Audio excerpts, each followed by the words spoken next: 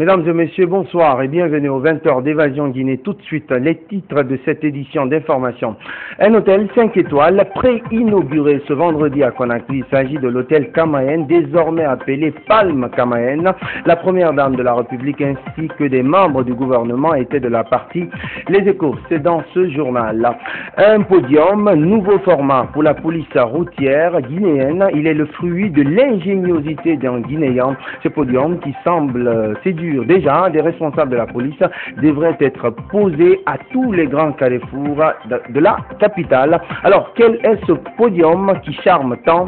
Réponse à suivre dans ce journal. Et puis, la caravane de sensibilisation et d'information de l'ONG Avocats sans frontières vient de s'achever à Forêt-Caria et cerise sur le gâteau. Des détenus dont les droits ont été défendus par l'ONG ont retrouvé la liberté. Voilà, mesdames et messieurs, pour le sommaire, encore une fois, bonsoir et bienvenue à tous.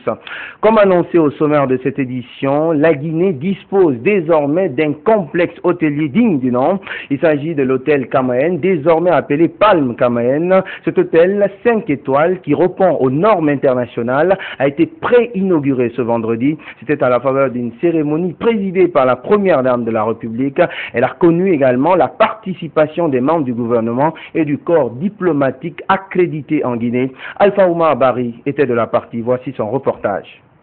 Après plus d'un an de travaux de rénovation et d'extension, l'hôtel Kamayen, qui porte désormais le nom de Palme Kamayen, a été officiellement inauguré ce vendredi. Cet hôtel 5 étoiles, qui a vu sa capacité d'accueil augmenter de 96 à 123 chambres, avec 4 suites, des salles de réunion et un grand restaurant, répond aux normes internationales et permet désormais à la Guinée de disposer d'un complexe hôtelier digne du nom. La société espagnole qui a exécuté les travaux de rénovation se dit honorée d'avoir relevé ce défi et surtout d'avoir respecté le délai imparti. Le Palme Kamayen offre les conditions requises pour satisfaire une clientèle toujours plus exigeante. Il est ainsi équipé de prestations et d'installations répondant aux normes internationales. De plus, sa capacité a augmenté de 96 à 123 chambres et est accompagnée de la création de 4 suites exclusives. Avec le Palme Kamayen comme carte de présentation, le groupe Unicon est aujourd'hui prêt pour de nouveaux challenges en Guinée. Visiblement satisfait des travaux de rénovation et d'extension de cet hôtel, le ministre du Tourisme, de l'Hôtellerie et de l'Artisanat s'est dit plus que déterminé à faire du secteur du tourisme un levier de développement et porteur de croissance. À l'image du changement qui est en cours dans notre pays, le secteur du tourisme et de l'hôtellerie connaîtra de profondes mutations traduisant notre potentiel en réalité. Capable de nourrir son homme, de générer des emplois, directs et indirects, et d'ouvrir la voie au développement des infrastructures. Par ailleurs, le Séni Camara a d'autres ambitions pour son département et entend faire de la Guinée la première destination touristique de l'Afrique de l'Ouest. La nouvelle vision touristique de notre département est d'arriver à l'horizon 2015 à plus de 3000 chambres de classe internationale pour permettre d'accueillir environ 1 million de touristes par an. C'est en un mot des milliers d'emplois créés ainsi que des dizaines que nous allons également créer les années à venir. Cette cérémonie, qui était placée sous la présidence de la première dame de la République, a pris fin par une visite guidée des différents compartiments de l'hôtel. Palme Kamayen, un hôtel digne d'une Silicon Valley des temps modernes. Autre facette de l'actualité, aucune personne ne doit désormais être tuée lors des manifestations sociales et politiques en Guinée. C'est l'assurance donnée par le nouveau ministre de la Sécurité et de la Protection civile. Elhadj Madifine Diané a été installé ce vendredi dans ses fonctions. Il remplace à ce poste Dr Maramani Sissé, appelé désormais à servir à la présidence de la République. Le nouveau promu aura notamment pour mission d'œuvrer pour le retour au calme à Conakry. Mamadi Kamisoko. C'est un contrôleur général de police qui succède à un autre. À cette passation de services, ils étaient présents des anciens ministres de la Sécurité, des cadres de la police et de la protection civile, ainsi que le chef d'état-major général des armées, du haut commandant de la gendarmerie nationale et plusieurs autres personnalités du pays. L'Angers est connu de tous, investi de la confiance du chef de l'État. Depuis le 27 mai dernier, Elhadj Madifine Diané a comme première mission endiguer les émeutes meurtrières en cours dans la banlieue de Conakry. Pour cela, le nouveau ministre de la Sécurité et de la Protection civile compte sur 3 composantes de la société, les citoyens, la jeunesse et la presse. Je viens en un moment où notre pays traverse des moments particulièrement difficiles. Toute cette situation vise 3 éléments. La sécurité dans un pays n'est rien si la population n'est pas derrière les services de sécurité. À la jeunesse, vous êtes le présent et l'avenir de ce pays.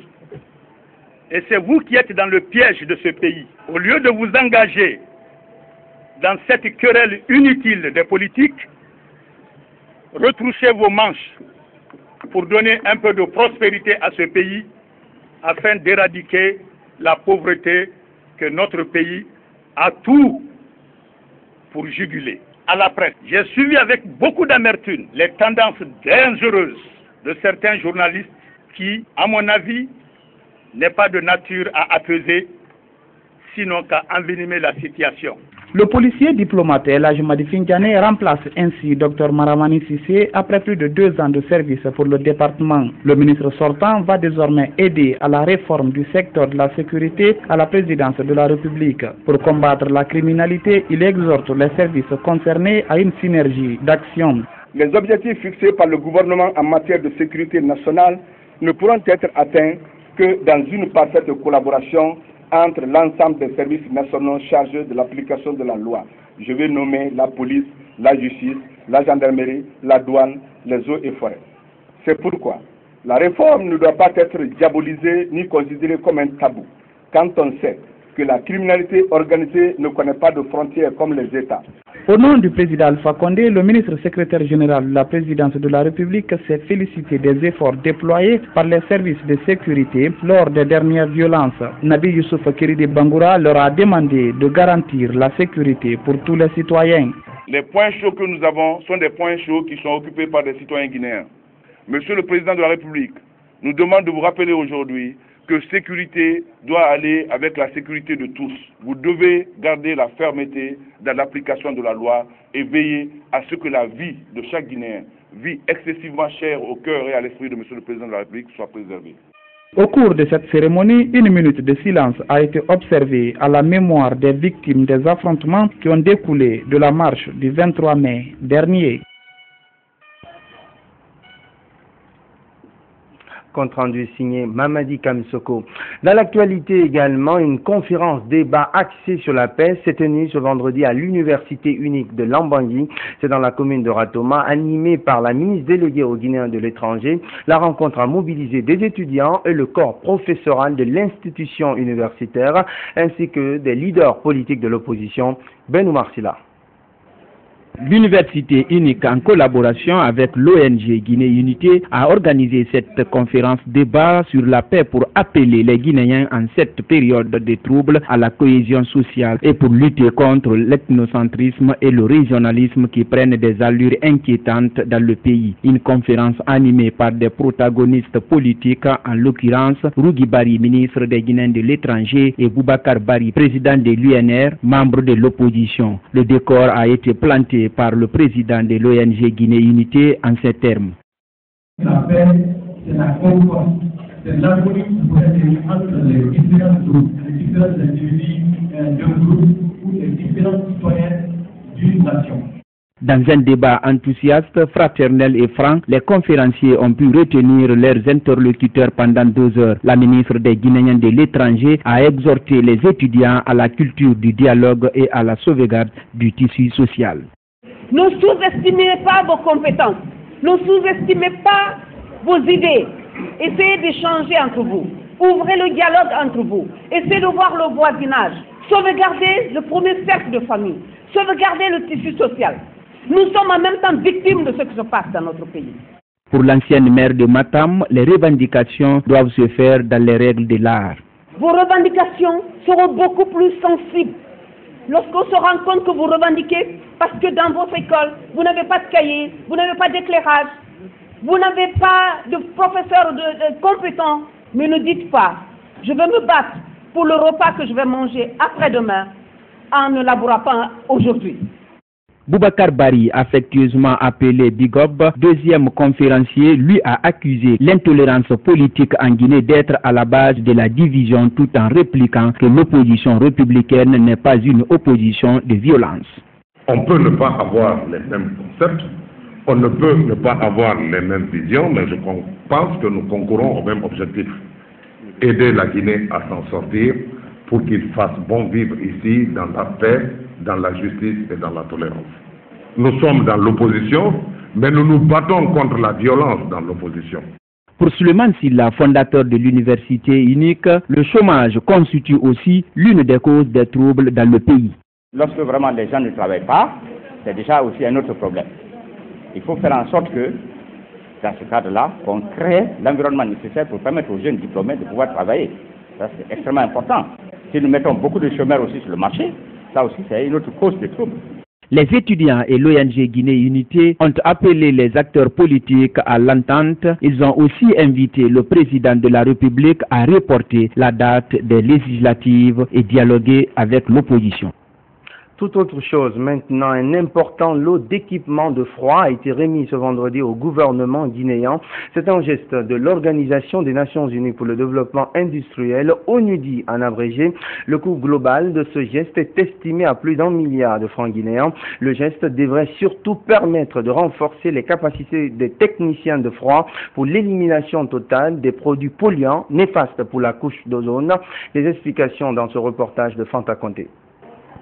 Ce geste de l'ONUDI au gouvernement guinéen s'inscrit dans le cadre de la mise en œuvre du protocole de Montréal ratifié par la Guinée en 1992. Ce protocole est relatif à l'élimination de certaines substances polluantes, notamment le HCFC, chlorofluorocarbone, des substances qui contribuent dangereusement à la dégradation et l'appauvrissement de la couche d'ozone. Les bénéficiaires de ces équipements de froid sont l'École nationale des arts et métiers, la douane nationale et la brigade verte de la gendarmerie nationale. Depuis la fin du siècle dernier, les scientifiques ont découvert que la mince couche d'ozone qui protège notre planète se dégradait, et cela par des effets néfastes de certaines substances chimiques consommées quotidiennement. Notre organisation a appuyé la Guinée dans les projets suivants. Le plan de gestion des fluides frigorigènes, PGFF, à la place des CFC. Les spécialistes de l'ONUDI ont encouragé les techniciens guinéens à utiliser les hydrocarbures comme l'isobutane. Cet hydrocarbure est largement utilisé sur tout le territoire national. On a des unités de récupération et ça permet de ne pas laisser les gaz s'échapper dans l'atmosphère. On a aussi des appareils qu'on appelle stations de charge qui permettent aux techniciens de faire vraiment des charges correctes. On a des appareils aussi qui permettent plutôt aux techniciens de contrôler les fuites. On a des appareils qui permettent aux services de contrôle d'identifier la nature des gaz.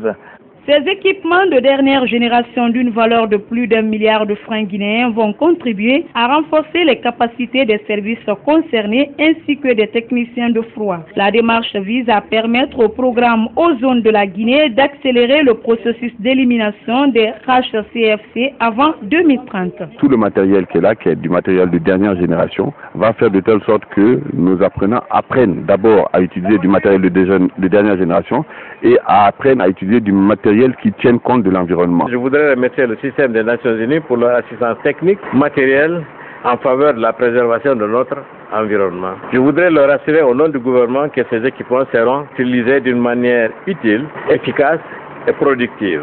À signaler que ces techniciens de froid ont déjà bénéficié des séries de formations pour se familiariser aux techniques de reconversion avec l'utilisation des fluides frigorigènes moins nocifs pour la couche d'ozone. Autre registre de l'actualité, le CNOX, Conseil national des organisations de la société civile guinéenne, est un mercredi dans les locaux de la mairie de Ratoma, une visite qui se situe dans le cadre de la validation du bureau du Conseil communal de la société civile de Ratoma.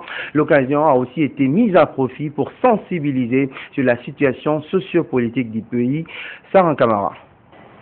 Parmi les 5 communes de la capitale, Ratoma est citée comme foyer de tension ces derniers temps, avec à la clé des actes de vandalisme qui occasionnent souvent des pertes en vies humaines, des blessés et destruction de biens matériels. Une situation qui amène la société civile à prendre ses responsabilités en vue de trouver des solutions pour le retour à la paix et à la stabilité dans cette localité. Nous avons 2 objectifs: sensibiliser ces responsables pour que la paix règne dans la commune de Ratoma et partager avec eux les enjeux liés aux violences actuelles. Plaider pour que l'état de droit soit renforcé dans la commune de Ratoma. Une société civile engagée qui respecte des principes de neutralité, c'est l'image que le bureau du conseil communal de la société civile de Ratoma compte donner à cette organisation. Amar Diop et son équipe s'engagent à instaurer la quiétude sociale à Ratoma.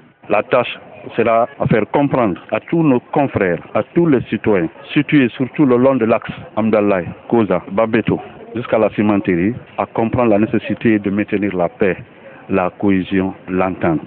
C'est les hommes qui passent, mais la Guinée va rester. Donc nous serons là pour jouer notre rôle afin, à notre temps, de laisser un acquis inoubliable à nos enfants qui vont venir demain. Les autorités communales, à leur tour, ont réaffirmé leur détermination à soutenir la société communale de Ratoma. Des prières et bénédictions ont été dites pour que la Guinée redevienne un havre de paix.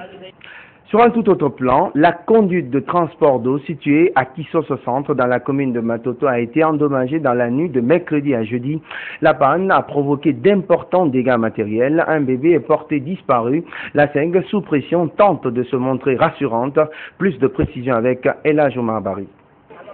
Sa conduite de transport d'eau potable de 1100 mm de diamètre a été endommagée dans la nuit de mercredi à jeudi. Une panne qui risque de ne pas être sans conséquence.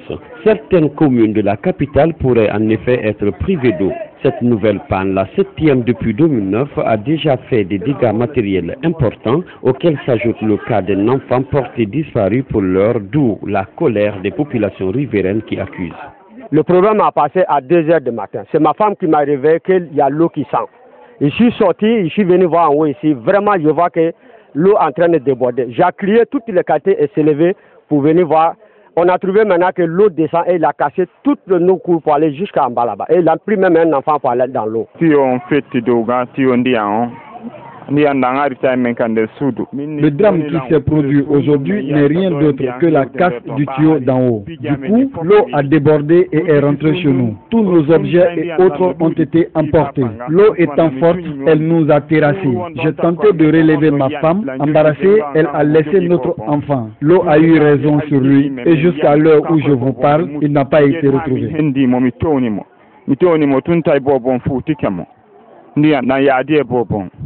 Je me suis réveillée, j'ai cherché à sortir avec mes enfants. L'eau nous a pris avec force.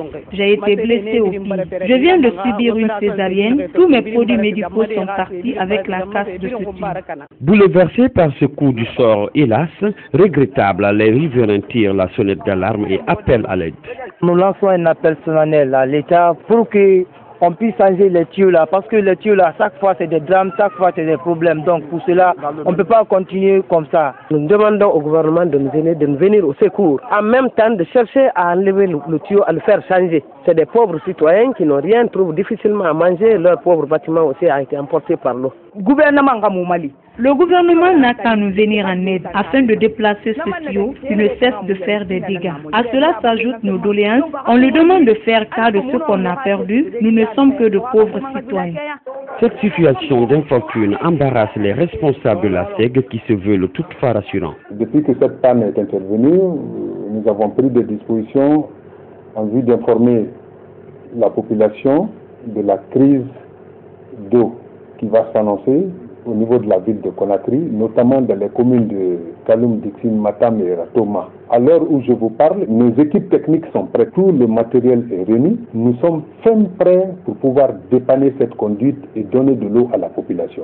Toujours est-il que cette panne met de nouveau la SEG sur la sellette et les populations de leur côté ne demandent pas mieux que la réparation dans un bref délai de cette conduite de transport d'eau.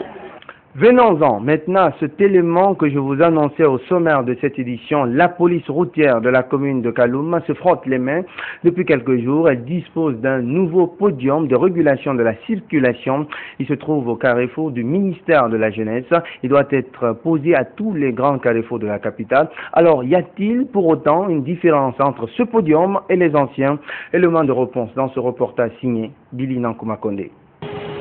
C'est un podium mobile d'environ 2 mètres de hauteur et des mètres de largeur, posé au carrefour que partagent le ministère de la Jeunesse, la Maison centrale et la Cité des chemins de fer. Selon les concepteurs, l'objectif principal de la fabrication de ce podium est de permettre à la police routière d'exercer leur métier en toute sécurité. Quand vous voyez déjà la circulation dans les carrefours, vraiment c'est emmerdant. Vu de ça, on a sollicité de fabriquer un podium qui permettra l'indication que l'agent va donner pour le passage. À tous les usagers, c'est d'essayer de respecter ce que l'agent va donner comme consigne pour la circulation. Parce qu'à travers ça, on aura moins d'embouteillages et puis tout sera réglé. Personne ne va passer n'importe comment au carrefour. Différent de l'ancien, ce podium servira à la police routière de la capitale qui manque de panneaux de signalisation à mieux régulariser la circulation. Au carrefour, pour canaliser, il faut que tu sois vu par les usagers à distance. Mais quand vous êtes par terre et que vous canalisez, tu peux ne pas être vu par 2 ou 3e véhicules qui viennent vers toi. Mais si tu es sur le podium, à distance, tous ceux qui viennent et côté nord, côté sud, de n'importe quel horizon, tu vois à distance. L'agent canalisateur qui est en train de travailler là-haut ne veut pas tellement se plaindre aux intempéries. Parce que déjà, il y a un abri qui le protège contre les pluies fines, contre le soleil. Quant à l'utilisation du podium, l'un des bénéficiaires répond. L'importance de ce podium revêt un caractère sécuritaire. Ce podium qui constitue l'un de nos outils de travail sera, n'est-ce pas, utilisé à bon escient. Par ailleurs, la police routière de Kaloum sollicite auprès des autorités d'autres podiums afin de rendre la circulation fluide à travers le centre administratif et des affaires de la capitale. À noter que le dit podium est conçu et fabriqué en Guinée et par des Guinéens. De quoi dire que le pays regorge de talent. L'obstacle majeur réside du manque d'accompagnement de l'État. Oui, un podium qui, selon toute vraisemblance, devrait faciliter le travail des agents de la police routière. Justice dans cette édition, début de la dernière phase du procès des présumés auteurs de l'attaque contre le domicile privé du chef de l'État. Après les plaidoiries de la partie civile et le réquisitoire du ministère public, place maintenant à la défense. Elle a commencé ce vendredi ses plaidoiries à la cour d'assises de Conakry, soutenant mordicus que cette affaire n'a, je cite, aucune portée juridique. La défense dénonce un procès à relent politique. Les précisions dans ce compte rendu de notre spécialiste maison des questions de justice, Mfandigi Lavogui. C'est une fourchette d'avocats prêts à défendre la cause d'une trentaine de personnes dans le box des accusés jugés dans le cadre de l'attaque contre la résidence privée du chef de l'État. Et c'est Maître Salifou Béavogui qui a ouvert le bal. Ce dossier est vide. S'il y a eu attaque, ceux-là qui ont attaqué sur le président sont en ville. Tout le monde les connaît, ils se promènent. Certains se sont transformés ici en leurs avocats. L'attaque du 19 juillet 2011 contre la résidence privée du chef de l'État, selon la défense, c'est un dossier à rallent politique. Je vais parler de l'UFDG, Monsieur le Président. À titre d'exemple, je peux citer M. Baouri, parce qu'il a mené la bataille. Il était à un pas de la prise du pouvoir par les urnes. Après, on a tourné le regard vers M. Lamine Diallo, qui est en Allemagne parce qu'il est de l'UFDG. Le docteur Tchernosadou Diallo, qui est dans cette salle. Baba Alimou, il fallait coûte que coûte les impliquer dans cette affaire. Croyez que, en faisant cela, Bambeto, Koza, Amdallah pouvaient retrouver la paix. Au cours des débats, on a eu à parler d'attentats contre la vie du chef de l'État afin de pouvoir changer le régime. Donc qu'on veuille ou qu'on ne le veuille pas, on sera obligé de parler de connotation politique.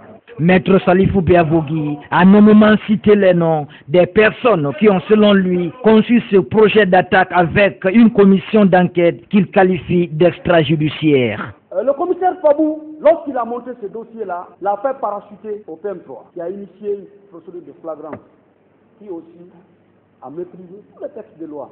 Et là, le relais a été fait par le commandant Tamba Gabriel Diawara. C'est lui qui devait être arrêté dans cette affaire.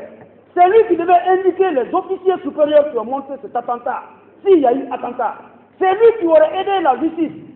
Mais au lieu d'aider la justice, Il a desservi la justice. Maître Salifou s'est insurgé contre le procureur qui, dit-il, a requis des peines sans fondement contre certains accusés. Salifou a soutenu que le procureur, avec mépris, avait déclaré que l'un des accusés, Jean-Guy Lavogui, s'est réfugié derrière son patois pour refuser de répondre aux questions du ministère public.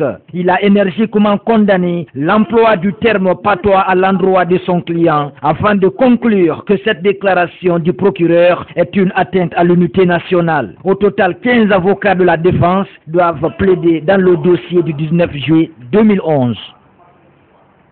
Dans le même sillage, l'ONG Avocats sans frontières a bouclé cette semaine sa caravane de sensibilisation et d'information par la défense des droits des détenus à la prison civile de Forêt-Caria, poursuivis pour des délits mineurs.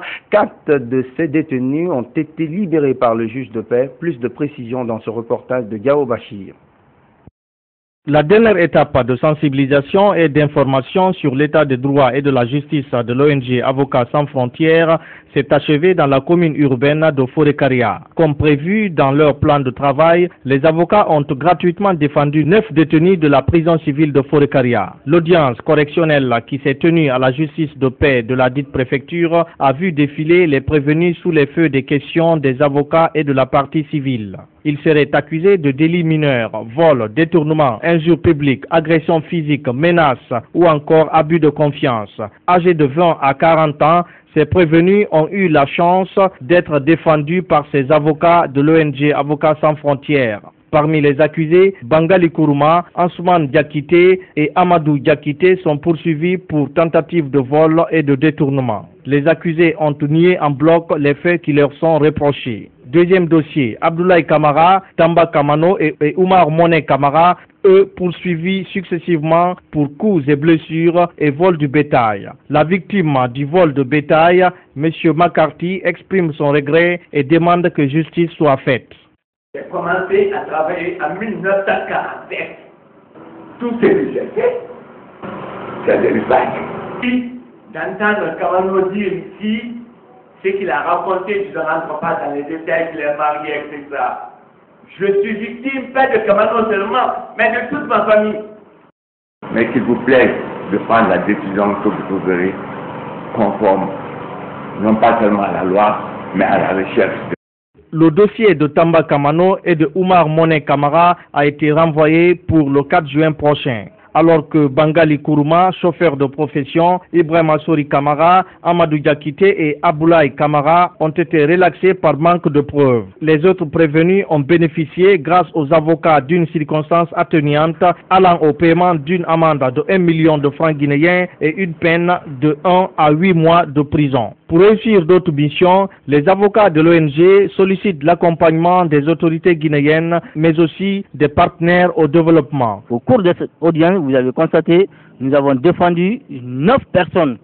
9 personnes qui sont toutes des personnes démunies qui ne pouvaient pas avoir les moyens de s'offrir les services d'un avocat. C'est le lieu de lancer quand même un appel pressant aux autorités publiques de la Guinée de nous appuyer dans le travail que nous faisons parce que c'est véritablement le bénévolat que nous faisons et d'autres organismes internationaux de nous aider à l'image de la GIZ pour que nous continuions à sensibiliser les populations guinéennes sur leurs droits et devoirs. Au dire de certains citoyens de Forêt-Caria, c'est la première fois que des détenus soient défendus gratuitement par des avocats.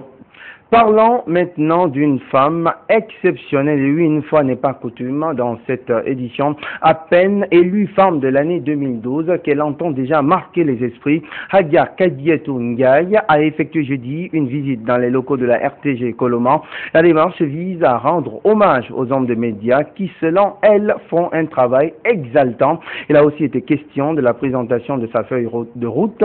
Sarah Camara l'a suivi pour nous. Reportage. Le journalisme est un métier noble et rares sont ceux qui apprécient à sa juste valeur ceux qui l'exercent. Donner à César ce qui lui revient, c'est à cet exercice que la femme de l'année s'est prêtée ce jeudi. Visitant la radio-télévision mère, Hadia Kadietou Ndiaye n'a pas manqué de magnifier la bravoure de tous les hommes de médias. Je suis venu remercier les journalistes. Vous m'avez accompagné dans le cadre des activités du 54e anniversaire de notre indépendance. Et pour valoriser ce prix-là encore, vous allez être avec moi. C'est pourquoi j'ai commencé par vous, pour vous remercier, pour dire que nous avons encore un autre travail. Parce que sans vous, on ne peut pas voir le travail qui se fait sur le terrain. Être la femme de l'année 2012, selon elle, ce mérite revient à la presse guinéenne. Un prix qu'elle compte mettre à la recherche de l'unité nationale. Ce prix a une grande signification. Il est honorifique. J'ai tout un programme pour ce prix. Je compte utiliser ce prix dans la contribution pour la paix en Guinée, dans le cadre de l'assistance aux déshérités, dans le cadre de la promotion de la scolarisation de la jeune fille. Les femmes considérées comme étant les baromètres de la société, on peut dire qu'avec elles, l'espoir est permis pour une sortie de crise en Guinée. Retour à l'intérieur du pays et prenons plus précisément la direction de la préfecture de Djekedou où les femmes s'organisent en groupement pour les activités génératrices de revenus. La production du savon Kabakoudou est une activité dans laquelle ces femmes s'investissent. Des milliers de morceaux de ce type de savon à base d'huile de palme et de soude caustique sont ainsi produits par jour. Ben Oumar Silla est allé à la rencontre de ces femmes, pas comme les autres. Voici son reportage. Djekedou, une ville cosmopolite où les femmes s'investissent à grande partie dans le commerce, l'extraction d'huile de palme, la riziculture, la culture maraîchère et la production de savon. Réunies en plusieurs groupements, les femmes produisent d'importantes quantités par jour de savon appelé Kabakoudou. La poudre de la soude caustique, makindo et l'huile sont les principales matières qu'elles utilisent dans la production de ce savon. Nous utilisons la poudre de soude caustique, makindo et l'huile. Il y a beaucoup d'usines de production d'huile ici actuellement à Djekedou. Et s'il y a l'huile, nous pouvons utiliser 5 à 10 fûts par jour. Plusieurs catégories et couleurs de savon sont produites selon le vœu du client. Des morceaux gros, moyens et petits sont emballés de 500 à 600 morceaux dans les sacs avec des prix variés à destination de Conakry, Freton, Morovia, Bamako et d'autres villes de la Guinée. Le gros sac là, ça prend 5 sacs. 5 sacs c'est 600 morceaux. Un petit sac c'est 120 morceaux. Bon, ça qui est un bidon, on travaille par un sac. Ça qui est un bidon, on travaille par un sac, 120 morceaux. Bon, 10 bidons là, ça prend 10 sacs à l'heure là. Bon, il y a un sac de soude caustique, ça prend 235 000 francs. 235 000 francs. Et un fût d'huile, on prend 1 100 000 francs. La production est quotidienne et le circuit de commercialisation est triangulaire entre les huileries, les producteurs et les clients. Nous sommes à Djekedou. Nous produisons le savon tous les jours, du matin au soir. On prend l'huile à crédit à 1 200 000 francs. Après, on rembourse. Mais Dieu merci. Alors que dans sa politique de lutte contre la pauvreté, le chef de l'État a débloqué depuis 2011 150 milliards de francs guinéens pour l'appui aux initiatives génératrices de revenus des femmes et des jeunes. Un fonds qui n'est pas encore arrivé à destination et qui serait domicilié dans les institutions de microfinance qui cherchent à avoir des pourcentages au détriment des pauvres citoyens. Une politique du gouvernement Saïd Fofana à revoir. Eh bien, c'est sur cet élément de Ben Oumar Silla que se referme cette édition d'information. Excellente suite de programme en notre compagnie. Merci à vous qui nous suivez partout dans le monde sur le www.groupeevasionguinée.info. Bonsoir à tous et à toutes.